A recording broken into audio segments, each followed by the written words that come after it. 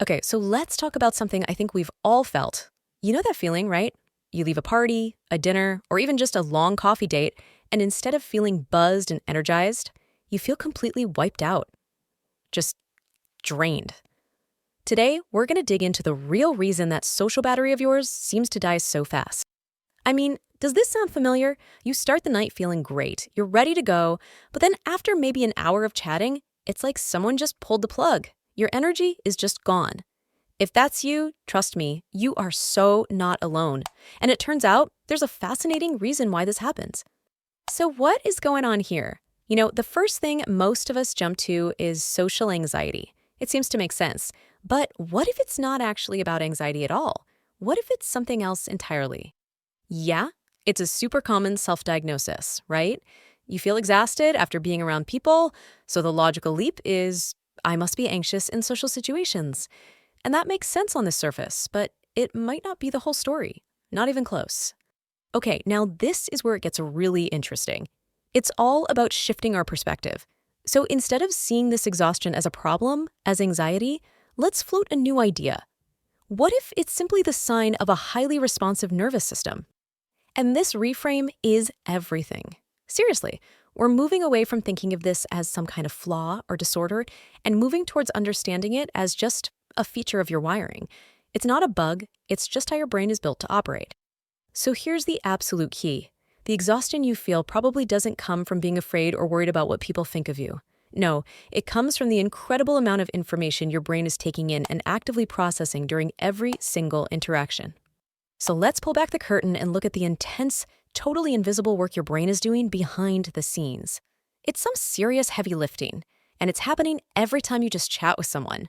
The big concept here has a name. It's called social monitoring. Think of it like your brain is running a constant, real-time background check on the entire social situation.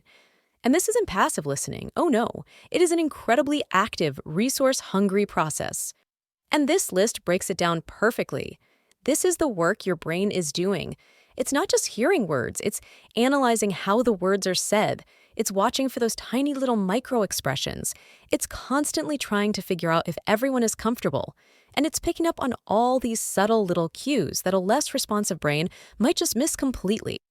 Now, all of this nonstop monitoring creates what neuroscientists call a heavy cognitive load. Basically, that's the total amount of mental effort your brain is using at one time. And when social monitoring is cranked up to high, that load becomes, well, huge. I mean, just look at this chart for a second. The difference is wild, right? Someone with a low monitoring brain might be cruising along, using maybe 30% of their mental energy. But if you have that highly responsive system, you are practically redlining. You're using almost all of your available brain power just to be part of the conversation. Of course you feel drained. So, okay, let's wrap this all up. What's the big idea here? The main takeaway is really about changing the way you think about your social energy and why it seems to vanish into thin air. This quote just nails it. For some of us, socializing isn't just hanging out. For your brain, it can be as demanding as taking a final exam or trying to solve a really complex puzzle. It is legitimate, high-level mental work. So, the next time you feel that post-socializing crash, I want you to remember this. Your brain isn't broken, it's not too anxious, it's powerful. It's a detail-oriented machine that's working overtime to process the incredibly rich, complicated world of human connection on a much deeper level. And I really want to leave you with this final thought to chew on. What if you just totally reframed that exhaustion? What if it isn't a weakness, not a bug that needs to be fixed, but what if it's actually a feature, evidence of a finely tuned, highly perceptive mind? It's not something to be ashamed of. It's just something to understand and manage. What changes for you when you start to see it that way?